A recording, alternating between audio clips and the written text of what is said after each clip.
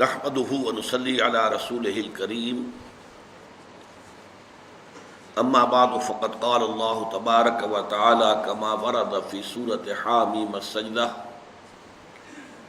اعوذ بالله من الشيطان الرجيم بسم الله الرحمن الرحيم ومن احسن قولا ممن دعا الى الله وعمل صالحا وقال انني من المسلمين ولا تستوي الحسنة ولا السيئة ادفع بالتي هي أحسن فإذا الذي بينك وبينه عداوة كأنه ولي حميم وما يلقاها إلا الذين صبروا وما يلقاها إلا ذو حظ عظيم وَإِمَّا يَنزَغَنَّكَ مِنَ الشَّيْطَانِ نَزْغٌ فَاسْتَعِذْ بِاللَّهِ إِنَّهُ هُوَ السَّمِيعُ الْعَلِيمُ صدق اللہ العظیم رب اشرح لي صدری ويسر لي أمری واحلل عقدۃ من لسانی يفقهوا قولی اللهم ربنا ألهمنا رشدنا وأعذنا من شرور أنفسنا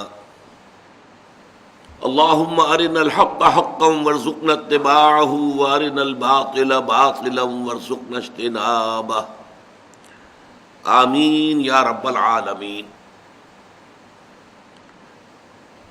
قرآن حکیم کے مطالعے کے ایک منتخب نصاب کا سلسلے وار درس ان مجالس میں ہو رہا ہے۔ اس نصاب کا جو پہلا حصہ ہے وہ 4 نہایت جامع اسباق پر مشتمل ہے۔ ان میں سے آخری اور چوتھا اس وقت ہمارا زیر مطالعہ ہے۔ اس درس کے 2 حصے کیے جا سکتے ہیں۔ پہلی 3 آیات میں مرتبہ ولایت کا بیان ہے، جو یوں سمجھیے کہ انسان کے اکتساب اور محنت سے حاصل کیے ہوئے مقامات میں سے بلند ترین مقام ہے۔ اس سے اوپر کا مقام نبوت کا ہوتا تھا، لیکن وہ وہبی تھا، کسبی نہیں تھا، اپنے ارادے سے، اپنی محنت سے، اپنی مشقت سے، اپنی کوشش سے حاصل نہیں کیا جا سکتا تھا۔ وہ اللہ تعالیٰ جس کو چاہتا تھا دیتا تھا۔ پھر یہ کہ اس سے ایک بلند تر مقام رسالت کا ہے، لیکن یہ کہ عام انسانی سطح اور اس کی محنت، اس کی اکتسابی جد و جہد، اس کے ذریعے سے جو مقام بلند ترین حاصل ہو سکتا ہے وہ مرتبہ ولایت ہے۔ تو ہم پڑھ چکے ہیں کہ اللہ تعالیٰ کی ربوبیت پر دل کا ٹھک جانا، ان الذین قالوا ربنا اللہ ثم استقاموا، اطمینان اور چین، اللہ میرا رب ہے، میرا مالک ہے، میرا ہمدرد ہے، میرا بہی خواہ ہے، خیر خواہ ہے، میری بھلائی چاہتا ہے، میرا دوست ہے، میرا پشت پناہ ہے۔ یہ کیفیت جب پیدا ہو جاتی ہے تو ظاہر بات ہے کہ اب اس کے لیے نہ دنیا کی زندگی میں کسی رنج کا کوئی سوال ہے، نہ حزن کا کوئی سوال ہے، نہ خوف کا کوئی سوال ہے۔ تو جیسے کہ سورہ یونس کی آیات میں کہا گیا، الا ان اولیاء اللہ لا خوف علیہم ولا هم یحزنون، اللہ کے اولیاء، اللہ کے ولی، ان کا معاملہ تو یہ ہوتا ہے کہ نہ انہیں کسی شے کا خوف ہوتا ہے اور نہ کوئی حزن۔ وہی بات یہاں آئی، ان الذین قالوا ربنا اللہ ثم استقاموا تتنزل علیہم الملائکۃ الا تخافوا ولا تحزنوا وابشروا بالجنۃ التی کنتم توعدون۔ اس کے بعد جو بھی ان کے مراتب عالیہ ہوں گے جنت میں، ان کا بیان ہے۔ پھر دوسرا حصہ جو اس سبق کا ہے وہ اس پر مشتمل ہے کہ جو شخص اس مرتبے تک پہنچ گیا ہو روحانی اعتبار سے، اب اس کے لیے زندگی میں سب سے بڑی خوشی، سب سے بڑی مسرت اسی شے سے حاصل ہو سکتی ہے کہ وہ اللہ کے بندوں کو اسی راستے پر لے آئے۔ دنیا کی لذتیں، دنیا کی آسائشیں اس کے لیے بے معنی ہوتی ہیں۔ اس کے دل کی کلی اگر کھلتی ہے تو اس سے کہ اللہ کے کچھ بندے اس کے ذریعے سے اللہ سے متعارف ہو جائیں، اللہ کو پہچان لیں، اللہ سے محبت کرنے لگے، اللہ کے ساتھ خلوص و اخلاص کا تعلق قائم کر لیں، اللہ کی بندگی کریں، اللہ کو اپنا مطلوب و مقصود بنا لیں، اس کے لیے دعوت اللہ ان کی زندگی کے اندر اب اہم ترین چیز جو نظر آئے گی وہ کیا ہے؟ وَمَنْ أَحْسَنُ قَوْلًا مِّمَّنْ دَعَا إِلَى اللَّهِ وَعَمِلَ صَالِحًا وَقَالَ إِنَّنِي مِنَ الْمُسْلِمِينَ۔ اس شخص سے بہتر بات اور کس کی ہو سکتی ہے؟ زبان تو اللہ نے سب کو دی ہے، بہت سے لوگوں کی زبانیں قینچیوں کی طرح چلتی ہیں، واعظین ہیں وہ اپنے اسی زبان کی زبان ترازی اس کے ذریعے سے روزی کماتے ہیں، نذرانے وصول کرتے ہیں، وہ کلا ہے اچھی اگر پریزنٹیشن کر سکتے ہیں مقدمے کی اسی قوت بیانیہ سے تو ظاہر بات ہے کہ فی پیشی وہ زیادہ معاوضہ حاصل کر سکیں گے۔ بڑے بڑے ڈیمیگوگز، بڑے بڑے جو عوامی مقرر ہوتے ہیں وہ پھر لیڈر بن جاتے ہیں، پھر وہ ڈکٹیٹر بن جاتے ہیں، جس کی سب سے بڑی مثال جو ہے وہ ہٹلر ہے۔ تو اس طریقے سے زبان کا استعمال تو لوگوں کے پاس ہے، لیکن اس کا بہترین استعمال کیا ہے؟ اللہ کے بندوں کو اللہ کی طرف بلانا۔ یہ دعوت اللہ کا موضوع میرا اتنا پسندیدہ تھا کہ جیسے میرے وہ دو کتابچے ہیں بنیادی ہماری اس دعوت کے اعتبار سے، مسلمانوں پر قرآن مجید کے حقوق اور اسلام کی نشر ثانیہ کرنے کا اصل کام، یہ سن 68 کے یا 67-68 کا دور ہے جس میں کہ میں نے یہ دونوں چیزیں لکھی۔ اسی زمانے میں میں نے دعوت اللہ کے موضوع پر ایک تقریر کی تھی، اور وہ تقریر پھر کیسٹ سے اتار کر شائع کی گئی، پھر اس کا انگلش ٹرانسلیشن بھی شائع ہوا، کال ٹورڈز اللہ۔ یہ چیزیں موجود ہیں، آپ حضرات ان کا مطالعہ کریں، غور سے دیکھیں تو اس میں دعوت اللہ کی شرائط کیا ہیں۔ یہاں تو صرف دو بیان ہوئی ہیں، وَمَنْ أَحْسَنُ قَوْلًا مِّمَّنْ دَعَا إِلَى اللَّهِ وَعَمِلَ صَالِحًا۔ جو بھی اللہ کی طرف دعوت دے رہا ہو اس کا اپنا عمل ستھرا صاف، اس کا کردار جو ہے شفاف ہونا چاہیے، اس کا دامن داغدار نہیں ہونا چاہیے، دھبے نہیں ہونے چاہیے، لوگ جانیں اسے، پہچانیں کہ ایک بھلا انسان ہے، نیک انسان ہے، جس بات کی دعوت دے رہا ہے اس پر خود عامل ہے، عمل پیرا ہے۔ یہ ہے وہ شے کہ جو دعوت کے اندر تاثیر پیدا کرتی ہے۔ بصورت دیگر کیا ہوتا ہے؟ اگر کوئی بہت ہی گراس ڈسپیرٹی ہے، کہ بہت اونچی باتیں رہا ہے اور اپنے عمل میں بہت ہی نیچے ہے، اگر بہت بڑی جو ہے خلیج قول اور عمل میں حائل ہوگی تو دعوت بدنام ہو جائے گی۔ نہ صرف یہ کہ وہ مؤثر نہیں ہوگی، وہ ایکسرسائز ان یوٹیلیٹی بن جائے گی، فیوٹیلیٹی بن جائے گی، بلکہ دعوت بدنام ہو جائے گی۔ یہ ہے دو انتہائیں جو میں نے بیان کی۔ البتہ اس میں ایک اندیشہ یہ ہوتا ہے، شیطان یہ پٹی پڑھا سکتا ہے لوگوں کو، ابھی تم کامل نہیں ہو، تم دعوت کا کام مت شروع کرو، دیکھو تمہارے اندر یہ کمی ہے، یہ نقص ہے، یہ کوتاہی ہے۔ اب ظاہر بات ہے کوئی بھی انسان سوائے نبیوں کے کامل تو نہیں ہوتا، کہیں نہ کہیں کوئی خطا، کہیں نہ کہیں کوئی انگلی دھرنے کی جگہ تو نکل ہی آئے گی۔ بلکہ اس کو تو ایسا کہتے ہیں، میں مثال دیا کرتا تھا کہ جیسے پیاز کو ایک چھلکا اتاریے تو آگے پھر چھلکا ہی ہے، یہ چھلکوں ہی کا مجموعہ ہے، پیاز کسے کہتے ہیں؟ اب اگر فرض کیجئے کہ آپ کو اپنے کچھ برائیوں کا احساس ہو گیا، آپ نے وہ برائیاں دور کر لی، گویا کہ چھلکا اتر گیا، اب اگلا چھلکا جو اس پر آپ کو کوئی داغ نظر آ جائیں گے۔ یہ اگلے چھلکے والے داغ اس وقت تک نظر نہیں آ سکتے جب تک کہ پہلا چھلکا اترے نہ۔ پہلا چھلکا اترے گا تو دوسرے چھلکے کے داغ نظر آئیں گے، دوسرا اترے گا تو تیسرے کے داغ نظر آئیں گے، اور یہ سلسلہ کبھی ختم ہونے والا نہیں ہے۔ کوئی انسان کامل نہیں ہو سکتا، لہذا اس کی وجہ سے دعوت سے بالکل انسان کنارہ کش رہے، یہ درست نہیں ہے۔ اس سے تو گویا کہ شر کو فائدہ ہوا، شیطان کو فائدہ ہوا اور نقصان دین کا ہوا۔ تو انسان کام کرے، دعوت دیتا رہے، اور اس میں یہ البتہ ضرور کہ اپنا جائزہ لیتا رہے، سیلف سینسر، خود اپنے آپ کو سینسر کرے کہ میں کیا کر رہا ہوں۔ اور اس میں ایک فائدہ بھی ہو سکتا ہے کہ آٹو سجیشن کی بات ہو سکتی ہے کہ جب میں کہہ رہا ہوں لوگوں سے یہ کرو یہ کرو یہ کرو تو اس کا مجھ پر ایک اثر ہوگا کہ تم بھی کرو بھائی، تم اس کے اندر بسم اللہ کرو، تمہاری دعوت بھی مؤثر ہوگی تو اسی شکل میں ہوگی۔ لہذا ان دونوں انتہاؤں کے بین بین چلنے کی ضرورت ہے، نہ تو یہ ہو کہ صرف اس وجہ سے کہ میں تو ابھی کامل نہیں ہوں، اگر دعوت کے کام سے دستکش رہے انسان تو ظاہر بات ہے کہ نقصان دین کا ہوا اور وہ جو شیطان کا فائدہ ہوا۔ البتہ یہ بھی ہے کہ بہت زیادہ ڈسپیرٹی نہ ہو، بہت بڑی خلیج حائل نہیں ہونی چاہیے. چھوٹے موٹے گناہ، چھوٹی موٹی خامیاں، اس پر بھی اگر کوئی توجہ دلائے کہ بھائی دیکھو تمہارے اندر یہ خامی ہے تو اس کا شکریہ ادا کریں. حدیث میں جو الفاظ آتے ہیں المسلم مرآۃ المسلم، ایک مسلمان دوسرے مسلمان کے لیے آئینہ ہے. کیا معنی؟ آپ آئینے میں اپنا چہرہ دیکھتے ہیں، نظر آتا ہے یہاں کوئی داغ لگا ہوا ہے، کیا چیز ہے، اس کو میں صاف کروں. یہ جو چہرے کا داغ ہے آئینے سے نظر آیا نا آپ کو، ورنہ آپ کو نظر ہی نہیں آتا کہ کیا ہے. اس پہلو سے ایک مسلمان کو دوسرے مسلمان کے لیے آئینہ بن جانا چاہیے کہ اس کی خامیوں میں، اس پہ خطاؤں میں اس کو متنبہ کرے، اس کو بتائے، لیکن بتائے دل جوئی کے ساتھ، نرمی کے ساتھ، اور معلوم ہو کہ یہ شخص جو ہے وہ خیر خواہی کے تحت یہ بات کہہ رہا ہے، صرف اپنی دھونس جمانے کے لیے نہیں کہہ رہا ہے، اپنے زہد کا جو ہے وہ سکہ جمانے کے لیے نہیں کہہ رہا ہے.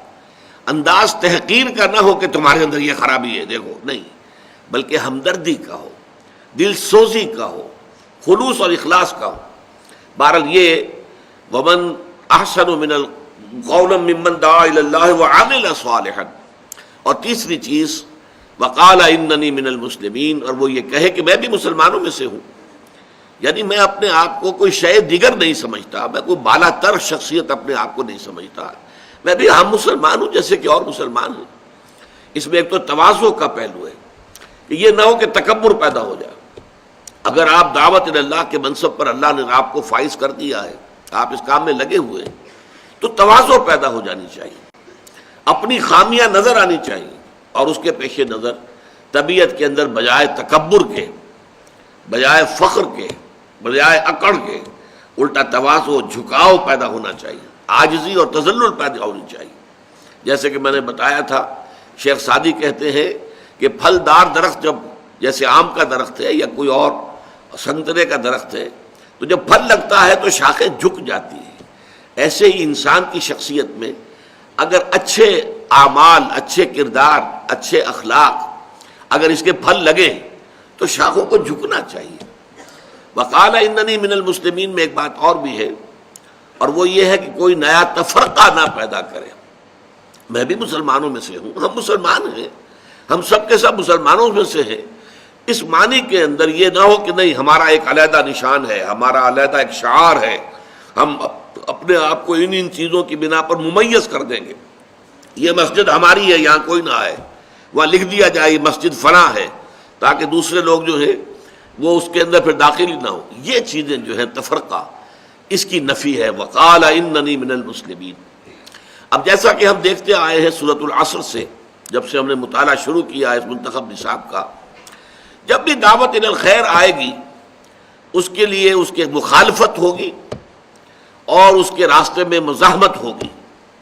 چنانچہ جب آپ اللہ کی طرف بلائیں گے تو جن لوگوں نے اپنی خدائی کا سکہ دنیا میں چلا رکھا ہے، کوئی فرعون ہے اور وہ کہتا ہے انا ربکم الاعلی، کوئی نمرود ہے وہ کہتا ہے میں رب ہوں، یا یہ کہ کوئی اور ڈکٹیٹر ہے وہ سمجھتا کہ میرے ہاتھ میں اختیار مطلق ہے، ظاہر بات ہے انہیں تو پسند نہیں آئے گا.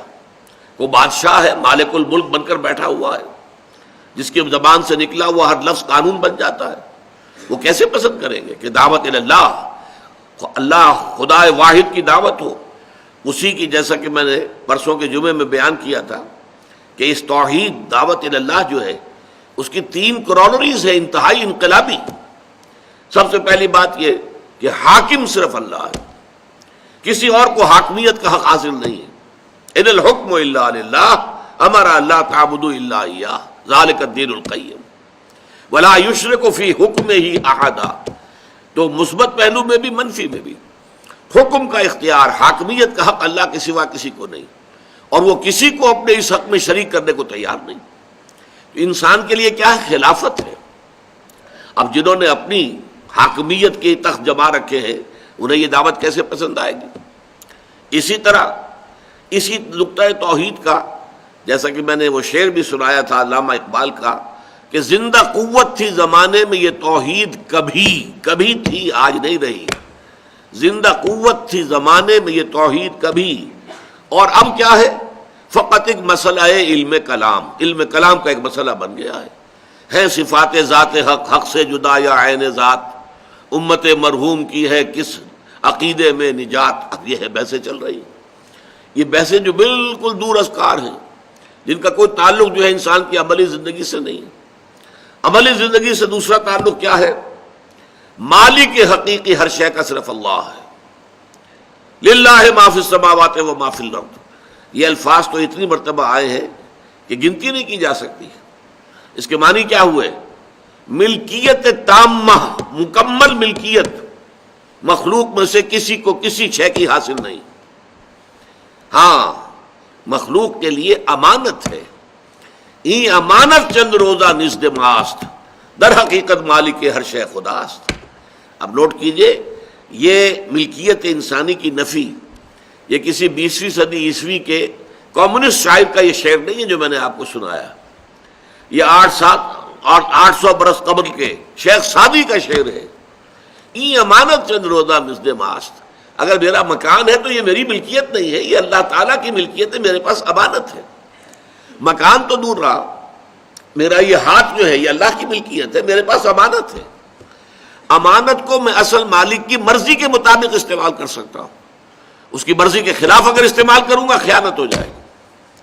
اور تیسرے یہ کہ اللہ تعالیٰ ہی نے تمام انسانوں کو پیدا کیا تو تمام انسان برابر ہیں. پیدائشی طور پر نہ کوئی اونچا ہے نہ نیچا ہے، نہ گھٹیا ہے نہ بڑھیا ہے، نہ اعلیٰ ہے نہ ادنا ہے، کوئی نہیں. سب انسان برابر ہیں. لا فضل لعربی علی عجمی ولا لعجمی علی عربی ولا لأحمر علی اسود ولا لأسود علی احمر الا بالتقوی. کسی عربی کو کسی اجمی پر کوئی فضیلت نہیں، کسی عجمی کو کسی عربی پر کوئی فضیلت نہیں، کسی گورے کو کسی کالے پر کوئی فضیلت نہیں، کسی کالے کو کسی گورے پر کوئی فضیلت نہیں. فضیلت کا معیار صرف تقویٰ ہے. تو یہ ہے در حقیقت وہ معیارات. یہ دعوت جب بھی سامنے آئے گی مزاحمت ہوگی، لوگ مقابلہ کریں گے. جن کے ویسٹڈ انٹرسٹ ہیں، جنہوں نے اپنے نظام بنا رکھے ہیں، سرمایہ دارانہ نظام ہے، ہیوز اور ہیو ناٹس کے اندر معاشرہ تقسیم ہو چکا ہے، استبدادی نظام ہے، اوپریسرز اینڈ دی اوپریسڈ، جو مستضعفین اور مستکبرین کے مابین معاشرہ منقسم ہے. وہ مستکبرین کبھی پسند نہیں کریں گے اس دعوت کو. وہ جنہوں نے اپنی خدائی کے تحت جما رکھے ہیں، ڈیوائن رائٹس آف کنگز، بادشاہوں کے اختیارات تو جو ہے خدائی اختیارات ہیں. یہ باقاعدہ فلسفہ رہا ہے پورے یورپ کی تاریخ کے اندر. ہندوستان میں بھی یہ بادشاہ لوگ کون ہوتے تھے؟ یہ سورج بنسی خاندان کے ہیں، یہ چندر بنسی خاندان کے ہیں. یعنی یہ در حقیقت دیوتاؤں کی نسل سے ہیں. یہ تو مقدس لوگ ہیں. ان کے اختیارات کو چیلنج نہیں کیا جا سکتا، ان کے مقابلے میں کھڑا نہیں ہوا جا سکتا. چندر بنسی سورج بنسی خاندان کے لوگ ہیں جو یہاں حکومت پر کر رہے ہیں. ان کا حق ہے حکومت کرنا. وہاں اگر یہ دعوت اللہ بلند کی جائے گی تو یقیناً مخالفت ہوگی، مزاحمت ہوگی، داعیوں کو ستایا جائے گا، مارا جائے گا، پیٹا جائے گا. آپ کو معلوم ہے کہ سقراط کو تو زہر کا پیالہ عدالت کے اندر پینا پڑا. عدالت میں اس کے سامنے یہ بات رکھی گئی تھی کہ تم جو باتیں بیان کر رہے اس سے ہماری نسل بگڑ رہی ہے، ہمارے آبائی عقیدے جو ہے نسل، ہماری نوجوان نسل جو ہے اس سے برگشتہ ہو رہی ہے. تو اب ایک ہی شکل ہے، یا تو تم زبان بند رکھو، خاموش رہو، بولو نہیں، اپنے دل میں جو عقیدہ چاہو رکھو، ہم تم سے کچھ نہیں کہیں گے، کوئی باس پرس نہیں کریں گے. لیکن اگر بیان کرو گے تو وہ ہمیں گوارا نہیں ہے. اگر بیان کرنے سے باز نہیں رہ سکتے تو یہ جو زہر کا پیالہ موجود ہے ابھی پی لو. اس نے فوراً اٹھایا اور پی لیا. حق کے بیان کرنے سے میں باز نہیں رہ سکتا. زندگی کا معنی کیا ہوئے؟ کاہے کے لیے زندہ رہنا ہے پھر؟ اس لیے زیستن برائے چیست، کس چیز کے لیے زندہ رہنا ہے؟ زیستن تو ہوتا ہے بغیر کسی مقصد کے لیے، برائے مقصد. زندگی برائے زندگی تو کوئی شے نہیں ہے. تو ومن احسن قولا ممن دعا الى الله وعمل صالحا وقال انني من المسلمين ولا تستوي الحسنة ولا السيئة. جب اس دعوت کے جواب میں مزاحمت ہو، مخالفت ہو، تو اب یہ ہے کہ اس کے دو مراحل ہوتے ہیں. نوٹ کر لیجئے، ان آیات میں پہلے مرحلے کا ذکر ہے، دوسرے کا ذکر نہیں ہے. پہلا مرحلہ ہے دعوت کا مرحلہ، جبکہ آپ کو ابھی اپنی بات کو پھیلانا ہے، لوگوں تک عام کرنا ہے، پہنچانا ہے. اس کے لیے you have to buy time, آپ کو وقت چاہیے. جیسے کہ سقراط نے اسی وقت پیالہ پی لیا تو بات ختم ہو گئی. لیکن یہ کہ اگر کسی معاشرے میں ممکن ہے آخری حکم نہ ہو یہ، بلکہ یہ ہو کہ مارا جائے، پیٹا جائے، لیکن اس پر انسان ڈٹا رہے، اپنی بات کہتا رہے، جوابی کارروائی کوئی نہ کرے. جوابی کارروائی کرے گا تو کچل دیا جائے گا، کیونکہ بہت تھوڑے تعداد میں اس کے حامی ہوں گے، اور معاشرہ جمع ہوا ہے، اس کا نظام ہے، اس کی فوجیں ہیں، اس کے سارے انتظامات ہیں، تو لہذا بہت ہی ان ایکول قسم کا مقابلہ ہو جائے گا. تو ان لوگوں کو تو ابھی وقت چاہیے تاکہ کثیر تعداد میں لوگوں تک اپنا پیغام پہنچا کر اور پھر انہیں منظم کر کے طاقت بنا کر میدان میں لا سکیں، ٹکرا سکے اس غلط نظام کے ساتھ. اس کے لیے میں نے جو لفظ استعمال کیا انگریزی کا وہ بہت ٹھیک ہے، ٹو بائی ٹائم، وقت چاہیے. اور اس وقت کا ذریعہ یہ ہے کہ جب انہیں ستایا جائے تو وہ جوابی کارروائی کوئی نہ کرے، پیسو ریزسٹنس، جھیلیں، برداشت کریں، نعرے کھائیں، ہاتھ نہ اٹھائیں. لوگ گالیاں دیں وہ دعائیں دیں، لوگ پتھراؤ کریں وہ پھول پیش کریں. نتیجہ کیا ہوگا کہ کوئی بہت ہی زیادہ پرورٹڈ قسم کے لوگ ہوں گے جو ایسے لوگوں کو ایذا پہنچائیں گے. عام انسان جو ہے جس میں انسانیت کی تھوڑی سی بھی رمق ہے وہ ایسے لوگوں کے خلاف کیسے ہاتھ اٹھائے گا؟ یہ لوگ تو ہاتھ اٹھاتے نہیں، یہ جوابی کارروائی کرتے نہیں. انہوں نے کسی کے ساتھ کوئی برائی نہیں کی ہے، انہوں نے کوئی چوری نہیں کی ہے، ڈاکہ نہیں ڈالا ہے، انہوں نے کوئی اور خلاف اخلاق حرکت نہیں کی ہے. اور یہ کہ پھر جب ان کو کچھ کہا جا رہا ہے تو جواب میں یہ دعائیں دے رہے ہیں، لوگ گالیاں دے رہے ہیں اور یہ دعائیں دے رہے ہیں، لوگ پتھراؤ کر رہے ہیں اور یہ پھول پیش کر رہے ہیں. اگر یہ روش ہوگی تو وہ جو سائلنٹ میجورٹی ہوتی ہے، وہ سائلنٹ میجورٹی کی ہمدردیاں جو ہے وہ ان لوگوں کے ساتھ، داعیوں کے ساتھ، جو دعوت دینے والے لوگ ہیں، ان کی میجورٹی کی ان کی ہمدردیاں ان کے ساتھ ہو جاتی ہیں. اور پھر بہت سے لوگ، اس کا نتیجہ یہ بھی نکلتا ہے، جیسے آپ کو معلوم ہے پتھر کے اندر بھی مسلسل اگر پانی کا قطرہ گرتا رہے ایک مقام پر تو سوراخ ہو جاتا ہے پتھر میں. اسی طرح بہت سے ہوتے ہیں سنگ دل لوگ جن کے دل پتھروں کے مانند ہوتے ہیں، لیکن اس طرز عمل سے کہ یہ لوگ جو ہے یہ تو کوئی جوابی کارروائی نہیں کرتے، کسی کا برا جو ہے نہ کہتے ہیں نہ کرتے ہیں، تو ان کے دلوں کے اندر بھی انقلاب آتا ہے. اس لیے فرمایا وَلَا تَسْتَوِي الْحَسَنَةُ وَلَا السَّيِّئَةُ، اچھائی اور برائی برابر نہیں ہوتے. ادفع باللتی احسن، جب تمہاری مخالفت ہو، جب تمہیں ستایا جائے، جب تمہیں مارا جائے، تمہیں ایذا دی جائے، پرسیکیوٹ کیا جائے، تم مدافعت کرو اس طور سے جو نہایت اعلیٰ ہو، نہایت حسین. جو میں نے عرض کیا کہ اینٹ کا جواب پتھر سے دینے کی بجائے اینٹ کا جواب پھول سے پیش کرو، گالی کا جواب دعا سے دو. اگر یہ کرو گے تو اس کا نتیجہ کیا ہوگا؟ فَإِذَا الَّذِي بَيْنَكَ وَبَيْنَهُ عَدَاوَةٌ، وہ سنگ دل انسان بھی کہ جو آپ کا بہت گہرا دشمن تھا، بہت بڑا دشمن، جانی دشمن، اس کا حال بھی یہ ہو جائے گا کہ انتہائی گرم جوش ساتھی اور حامی بن جائے گا. كَأَنَّهُ وَلِيٌّ حَمِيمٌ، ولی بن جائے گا، پشت پناہ بن جائے گا آپ کی شرافت سے، آپ کے حسن سلوک سے متاثر ہو کر. لیکن یہاں اب میں چاہتا ہوں کہ نوٹ کر لیں، یہ ہے مقام دعوت. اگلا مرحلہ ہے مقام اقامت، دین کو قائم کرنے کا مرحلہ. وہ مرحلہ کب آتا ہے؟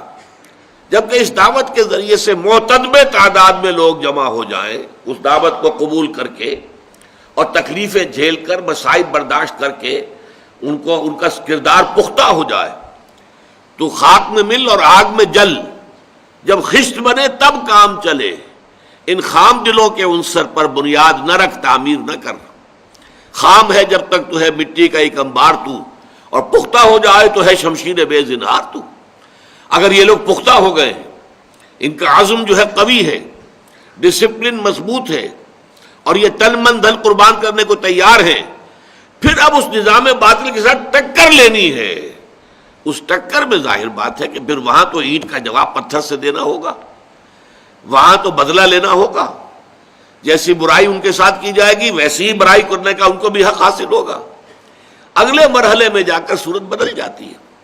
یہی بات ہے کہ جس کو بعض ہمارے جو مغربی مصنفین ہیں انہوں نے اس فرق کو ہائی لائٹ کرنے کے لیے پروفیسر منٹگومری واٹ، ہم لوگ تو اصل میں ان لوگوں کی ظاہری باتوں سے متاثر ہو جاتے ہیں، جنرل ضیاء الحق صاحب نے انہیں خاص طور پر بلایا تھا ایک مرتبہ، جو سینٹرل مرکزی حکومت کے تحت ہو رہی تھی سیرت کانفرنس، اس میں تقریر کرنے کے لیے انگلینڈ سے بلایا، اور اس شخص نے اتنا زہر بھرا ہوا ہے، اس نے 2 کتابیں لکھی ہیں حضور کی سیرت پر، محمد at Mecca, Muhammad at Medina, اور ان دونوں میں کنٹراسٹ کو ہائی لائٹ کیا ہے۔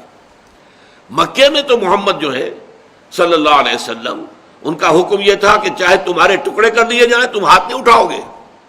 مدینے میں آ کر وہی محمد ہے جو کہہ رہے ہیں کہ اینٹ کا جواب پتھر سے دو۔ تضاد ہو گیا کہ نہیں ہو گیا؟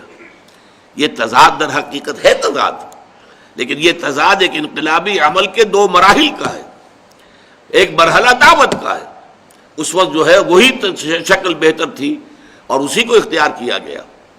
بلکہ یہ بات ٹوائنبی نے کہی ہے، ٹوائنبی چونکہ اس دور میں فلسفی آف ہسٹری کا سب سے بڑا یوں سمجھیے کہ اتھارٹی سمجھا جاتا ہے، اس نے کہا Muhammad failed as a prophet but succeeded as a statesman مین۔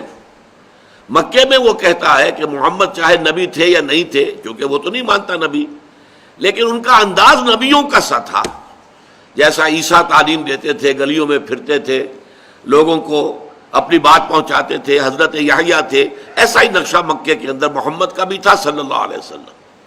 وہاں تو وہ ناکام ہو گئے، وہاں سے تو انہیں جان بچا کر ان کے نزدیک بھاگنا پڑا، وہ اسے کہتے ہیں فرار، فلائٹ فرام مکہ۔ نو، ہمارے نزدیک یہ آلٹرنیٹ بیس کے لیے یہ ہجرت تھی۔ بہرحال مدینے میں آ کر محمد جو ایک اسٹیٹس مین کی حیثیت سے، ایک بڑے سیاستدان کی حیثیت سے، ایک بڑے حاکم اور ایک سپہ سالار کی حیثیت سے سامنے آتے ہیں، دیر ہی سکسیڈڈ، وہاں کامیاب ہو گئے۔ تو یہ زہر در حقیقت جو ہے، اس کو یوں سمجھ لیجئے انقلابی عمل اگر آپ سمجھیں۔ میری کتاب جو ہے منہج انقلاب نبوی علی صاحب صلاۃ والسلام، اس کا مطالعہ کیجئے تو معلوم ہوگا کہ یہ ایک ہی پروسیس کے مختلف مراحل ہیں۔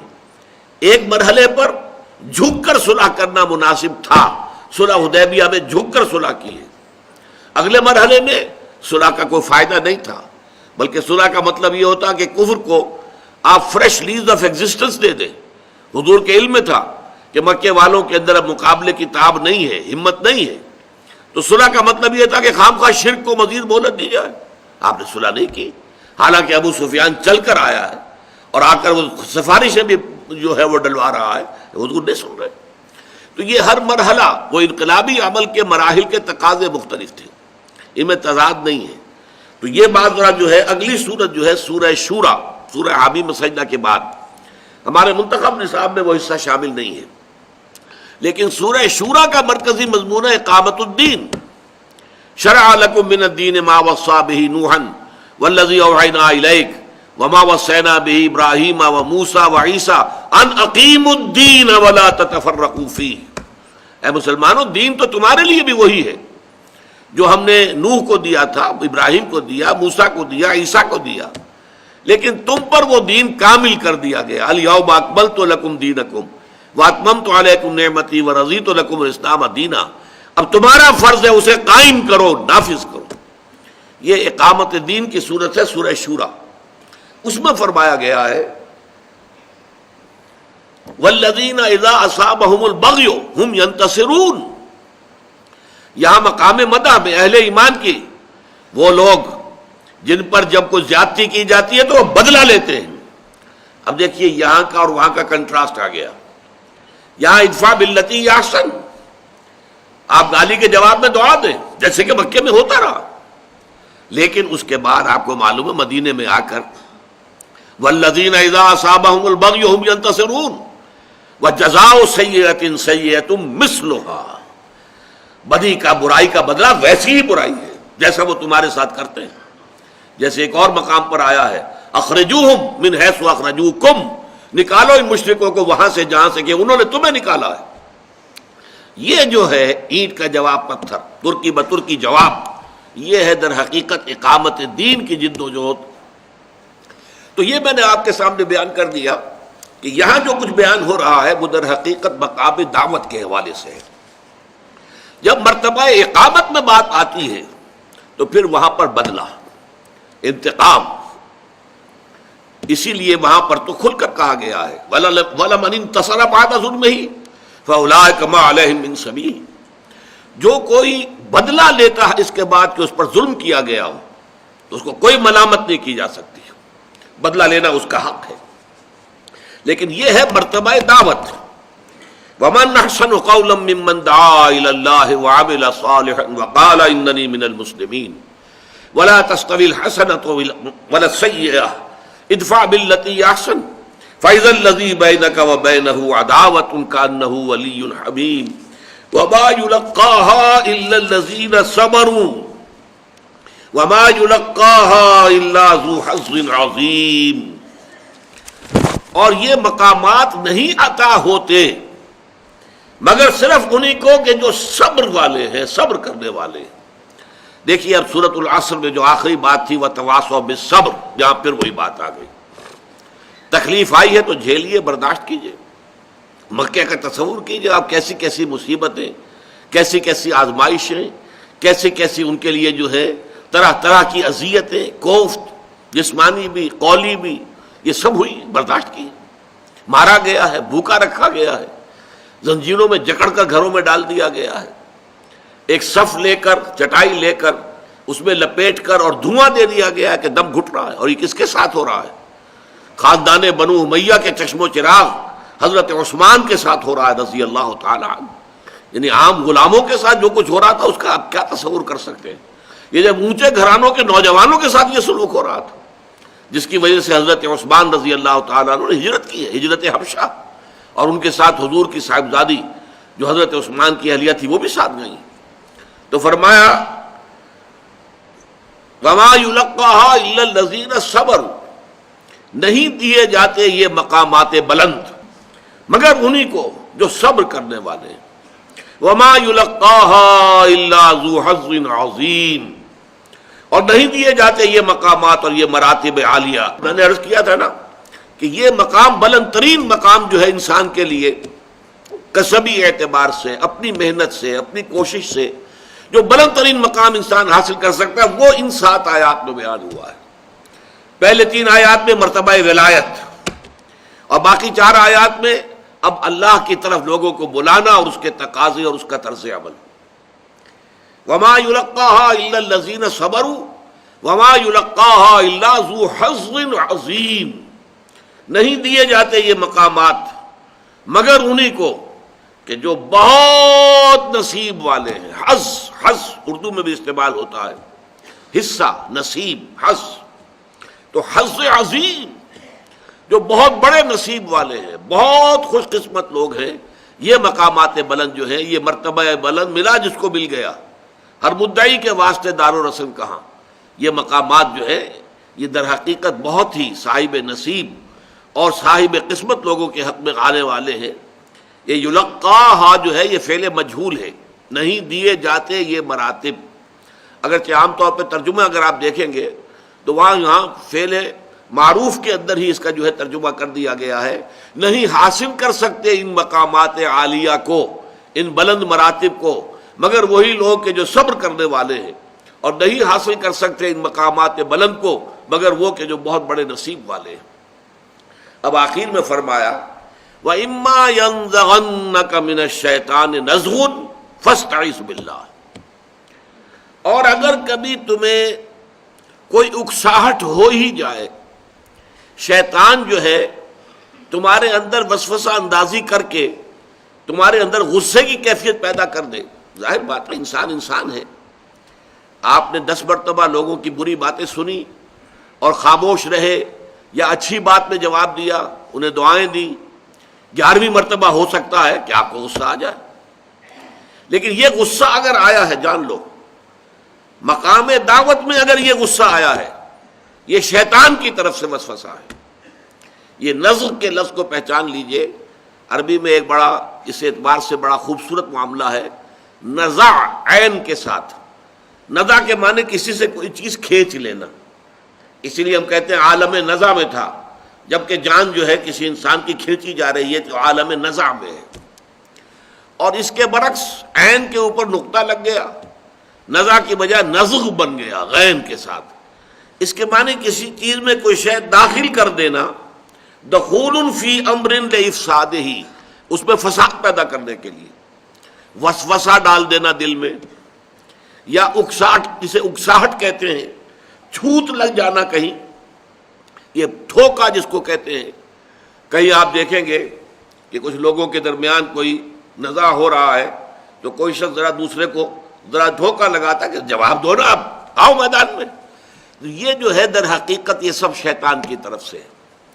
شیطان چاہتا ہے کہ فساد پیدا ہو جائے، شیطان چاہتا ہے کہ لوگوں کی عصبیت جاہلیت جو ہے وہ بھڑک اٹھے. اس لیے قرآن یہ کہتا ہے مسلمانوں، ان مشرکوں کے معبودان باطل کو گالیاں نہ دینا کبھی. وہ پلٹ کر اللہ کو گالی دیں گے، کیا فائدہ؟ وہ ان کے معبود ہیں، وہ معبود مانتے ہیں. کہو یہ کہ وہ غلط ہے، ان میں کچھ نہیں ہے، لیکن گالی مت دینا. لا تسبوا الذین یدعون من دون اللہ، اللہ کے سوا جن کو یہ پکارتے ہیں انہیں کبھی گالی مت دینا، اس لیے کہ پھر وہ زیادتی میں آ کر اور انتقام کے طور پر اللہ تعالیٰ کو گالی دیں گے. اسی طریقے سے یہ ہے کہ آپ جو ہے غصے میں نہ آئیں. غصے میں آنا مقام دعوت کے منافی ہو جائے گا. بلکہ میں تو کہا کرتا ہوں کہ جو بدھ مت کے بھکشو کا ایک کانسیپٹ ہے، بدھ مت کے بھکشو درویش، بالکل درویش، دنیا کی کسی شے سے کوئی تعلق ہی نہیں. وہ لوگ جو ہے ہر طرح سے یوں سمجھیے کہ بے نفسی کی انتہا. یہ حضرت عیسیٰ علیہ السلام کے پیروکاروں میں بھی ایسے لوگ پیدا ہوئے. بہت سے لوگ جو ہے غلط راستوں پر بھی پڑ گئے، لیکن بہت سے لوگ بڑے خالص رہبانیت والا معاملہ انہوں نے اختیار کیا تو انہوں نے واقعتاً اس کو پھر پورا نبھایا بھی ہے. ایسے لوگ بھی دنیا میں گزرے ہیں، نبھایا ہے. اسی طرح بدھ مت کے بھکشیوں نے، تبھی یہ دعوت اتنی پھیلی ہے دنیا کے اندر. گوتم بدھ کی دعوت کہاں سے کہاں پہنچ گئی، کہاں ہندوستان اور کہاں سارا فار ایسٹ جو ہے، چائنا، یہ سب کے سب گوتم بدھ کے ماننے والے. بلکہ ہندوستان سے تو گوتم بدھ کے مذہب کو نکال ہی دیا گیا، وجود ہی نہیں ہے، سارا کا سارا بیرون ہند ہے. تو یہ ساری چیزیں جو ہے یہ درویشی، اس درویشی کے اندر یہ خیر ہے، اس کے اندر یہ تاثیر ہے، اس سے لوگ جو ہے اثر پکڑتے ہیں. فَإِذَا الَّذِي بَيْنَكَ وَبَيْنَهُ عَدَاوَةٌ كَأَنَّهُ وَلِيٌّ حَمِيمٌ. یہ واقعہ ہے، یہ شاعری نہیں ہے، یہ حقیقت ہے، اس کے نتائج نکلتے ہیں. لیکن اگر تمہیں کبھی کسی وقت کوئی اکساہٹ محسوس ہو، تمہیں طیش آنے لگے، غصے کے آثار تمہیں اپنے اندر محسوس ہوں، اما ينزغنك من الشیطان نزغ، تو یہ شیطان کا نزغ ہوگا، یہ شیطان کا وسوسہ ہوگا، یہ شیطان کی طرف سے اکساہٹ ہوگی. فاستعذ باللہ، فوراً اللہ کی پناہ میں آ جاؤ، فوراً کہو اعوذ باللہ من الشیطان الرجیم. شیطان رجیم، شیطان مردود کی اس اکساہٹ سے، اس کی وسوسہ اندازی سے میں اللہ تعالیٰ کی پناہ میں آتا ہوں. اس کے اندر بھی در حقیقت بہت عجز اور تذلل کا معاملہ ہے. انسان بلند سے بلند مقام پر پہنچ کر بھی یہ نہ سمجھے کہ میں تو بس کامل ہو گیا، مجھ پر شیطان کا کوئی وار کارگر ہو ہی نہیں سکتا. بعض مواقع پر حضور کو بھی غصہ آ گیا ہے. یہ آخر آپ کے ساتھ طبع بشری جو ہے وہ تو لگی ہوئی تھی. قُلْ إِنَّمَا أَنَا بَشَرٌ مِثْلُكُمْ يُوحَىٰ إِلَيَّ أَنَّمَا إِلَٰهُكُمْ إِلَٰهٌ وَاحِدٌ. انسان تو تھے نا آخر. غزوہ احد میں غصہ آ گیا. غزوہ احد میں جب آپ کا خون کا فوارہ چھوٹا ہے اور آپ بے ہوش ہوئے ہیں، ہوش میں آئے ہیں، تو آپ نے کہا کیف یہد اللہ قوما خضبوا وجہ نبیہم بالدم. اللہ ایسے لوگوں کو کیسے ہدایت دے گا جنہوں نے اپنے نبی کے چہرے کو خون سے رنگ دیا. فوراً آیت نازل ہوئی لیس لک من الامر شیء اما يعذبهم واما یتوب علیہم. اے نبی، آپ کے ہاتھ میں کوئی اختیار نہیں ہے کہ کوئی ایمان لا سکتا ہے یا نہیں اور کوئی ہدایت پائے گا یا نہیں. یہ اختیار کلیتاً اللہ کا ہے. اللہ چاہے گا تو انہیں عذاب دے گا. یقیناً انہوں نے زیادتی کی ہے، یہ ظالم ہے، یہ مشرک ہے، انہوں نے نقصان پہنچایا ہے، تکلیفیں پہنچائی ہیں، یہ مستحق ہے سزا کے. اللہ چاہے گا تو سزا دے گا، لیکن اللہ چاہے گا توبہ کی توفیق عطا کر دے گا. اور آپ کو معلوم ہے کہ جس شخص کی وجہ سے وہ چرکا لگا تھا مسلمانوں کو، خالد ابن ولید تھے کہ جو اس وقت جو کفار کا، مشرکین کا جو رسالہ تھا، کیولری، اس کے کمانڈر تھے۔ انہوں نے دیکھ لیا کہ غلطی کی ہے ان مسلمانوں نے، تیر اندازوں کو جنہیں حضور نے ایک درے کے اوپر مقرر کر دیا تھا 50، کہ یہاں سے کبھی نہ ہلنا، چاہے تم یہ دیکھو کہ ہمیں شکست ہو گئی ہے، ہم سب قتل ہو گئے ہیں اور ہمارا گوشت پرندے نوچ نوچ کر کھا رہے، تب بھی تم نے یہاں سے نہیں ہلنا۔ لیکن جب فتح ہو گئی تو ان کے مابین ایک نزاع ہو گیا، لوگوں نے کہا حضور نے تو شکست کی صورت میں کہا تھا، یہ تو فتح ہو گئی ہے۔ 50 میں سے 35 افراد وہاں سے چلے گئے، حالانکہ لوکل کمانڈر کہتے رہ گئے کہ دیکھو یاد کرو حضور نے کیا کہا تھا، مت ہلو یہاں سے۔ تو اگرچہ انہوں نے حضور کی بات کی تعویل کر دی تھی، میں تسلیم کرتا ہوں کہ حضور نے شکست کی صورت میں کہا تھا، لیکن لوکل کمانڈر کا حکم ماننا بھی تو لازم تھا کہ نہیں؟ ان کی حکم عدولی کی، اور وہ قابی نگاہ خالد ابن ولید کی، اس نے دیکھ لیا کہ وہ اب درہ خالی ہے، مسلمانوں پر پیچھے سے حملہ کیا جا سکتا ہے۔